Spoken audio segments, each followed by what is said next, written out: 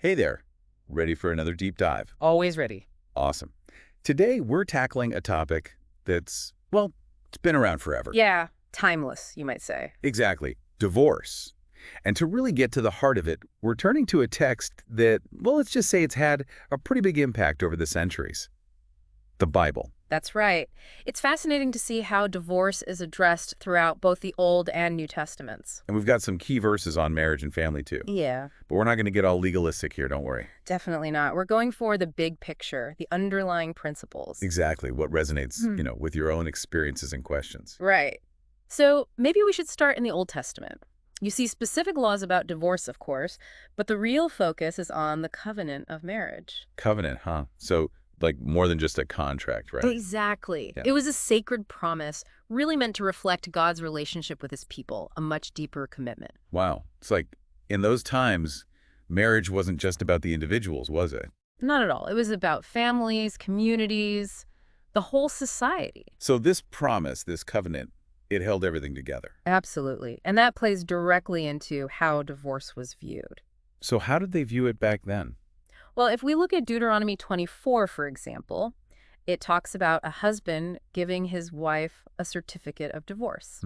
Certificate of divorce. Makes it sound kind of, I don't know, casual. Yeah, it might seem that way at first glance, but you have to remember this was a patriarchal society. The certificate actually protected the woman Protected her. How so? by officially ending the marriage, allowing her to remarry. Okay, so even though divorce was happening, there were procedures, right? Exactly. To ensure some level of fairness. So they recognized it wasn't ideal, but it was a reality. Precisely. And it's not just about legalities either. The Old Testament is full of poetry, symbolism. Like, give me an example. Take Psalm 78.72. It says, "So he shepherded them according to the integrity of his heart and guided them by the skillfulness of his hands." Okay, but that's not about marriage, is it? No, not directly.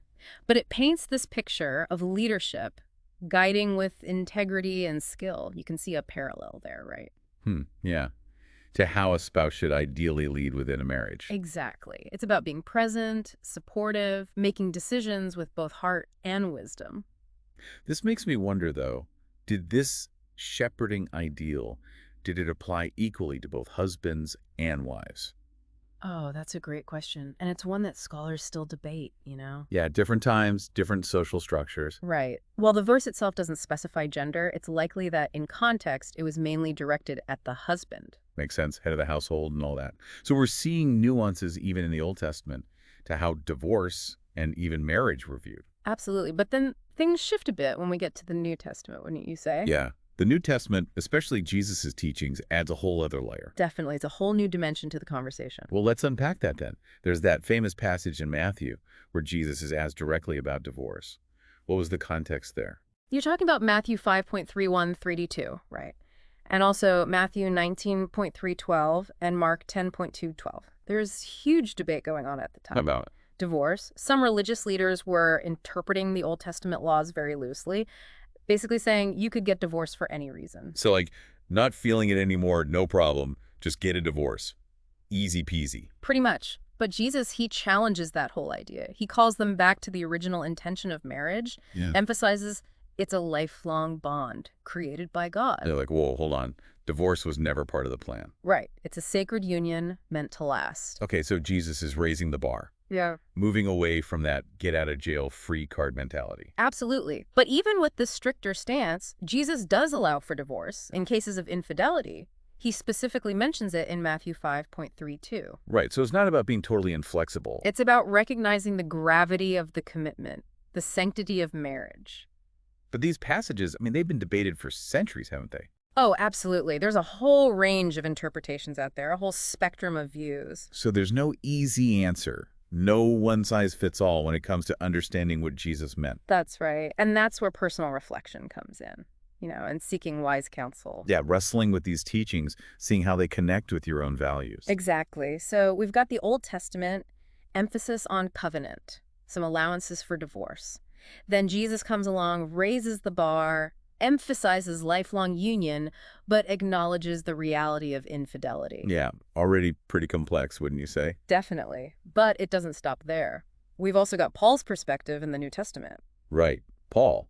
He throws in some interesting nuances, doesn't he? He does.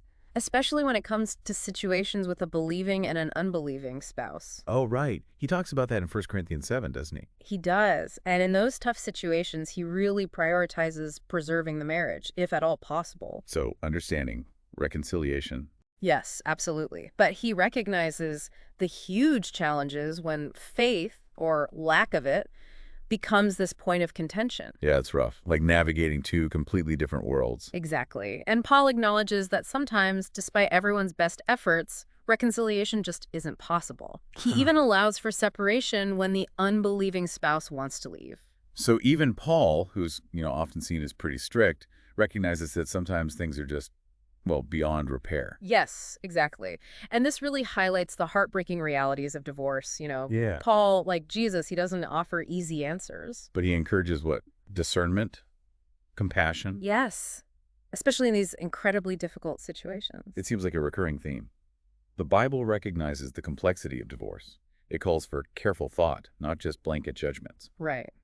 But beyond the rules and allowances, what really strikes me is how much the Bible emphasizes the weight of divorce, the emotional and spiritual toll it takes, Yeah, it's not just a legal thing. It's about the potential for real pain. and consequences that last. Broken hearts, broken families, a sense of loss that can echo for generations. That's not like returning a faulty appliance. Yeah. This was meant to be a lifelong bond. Exactly. And that severing, that breaking, there's going to be fallout. We see this so clearly in Malachi 4.6, where the prophet warns against actions that could strike the earth with a curse. Whoa. That's powerful. It's like saying broken families create a spiritual wasteland. Right. It's a serious reminder that divorce, even when necessary, shouldn't be taken lightly. It makes you stop and think about the ripple effects, doesn't it? It's Yeah. not just the couple. It's their kids, their families, their communities. Absolutely. It encourages us to approach these issues with sensitivity, recognizing the impact on everyone involved. And that actually leads us to another crucial part of the Bible's perspective on divorce, Which is the emphasis on healing. restoration. Healing and restoration. But we've been talking about how weighty this all is, how serious. So there's room for, hope, even within that. Oh, absolutely. The Bible, even while acknowledging all the pain of divorce, it doesn't leave us in despair. It offers these glimpses of hope, of healing, through forgiveness, reconciliation, the value of family. Okay, yeah, I see that. Like in Colossians 3.10.3, right? It says to bear with each other and forgive one another. That could apply even in the middle of a divorce. It definitely could. And that verse in Malachi, the one we talked about earlier, 4.6, with that warning, remember, it also talks about turning the hearts of the fathers to the children and the hearts of the children to their fathers. Yeah, that's about rebuilding, isn't it? Even when things have been broken. Exactly. And how about Leviticus 19.3? The command to show great respect for your mother and father. Just a basic reminder, right? The kind of foundation that families should be built on. Right, right. Okay, so these principles, we usually think of them applying to families that are, still together. But they can also help when navigating divorce. They absolutely can. Even if the relationship itself can't be saved, these values, forgiveness, integrity, love, they can still shape our actions, help us make decisions, maybe even foster healing, healthier relationships going forward. It's about acknowledging the pain, but then, working toward creating a more compassionate environment for everyone. Yes, exactly. Recognizing that even amidst all the brokenness, there's still potential for redemption, for growth, both individually and within families. So much to think about. We've explored divorce from, a biblical perspective. We've seen how even with the pain and challenges, there's this message of hope and healing that keeps coming up. What's your final thought for our listeners as they sort through all this? That's a tough one. I think for me, it boils down to this. The Bible's perspective on divorce, it's not about judgment or condemnation. It's really about understanding love, commitment, how sacred relationships truly are. It's not about rules then. Not really, no. It's more like, here's some wisdom, here are things to think about, but ultimately, you have to find your own path. Your own way through all this. Exactly. And that might be different for everyone, Some people, it might mean trying to reconcile, trying to rebuild.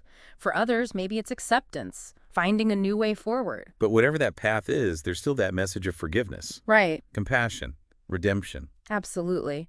And that's not just for people going through divorce either. It's for all of us. It makes you think about how you treat all your relationships, how you handle conflict, how you show grace, even when someone's hurt you. It's like we're all trying to build a more loving world. And that starts with what? with each of us. Exactly. And maybe that's the most important thing to remember. Even when things are broken, even when we mess up, there's always a way back. Back to wholeness, to love, to a better future. That's a powerful thought to end on. So, to everyone listening, remember, you're not alone in all this. May you find the strength and the wisdom you need, and the support of people who love you. And may you discover that forgiveness and grace and a love that never gives up. Those have power, real power, to change everything.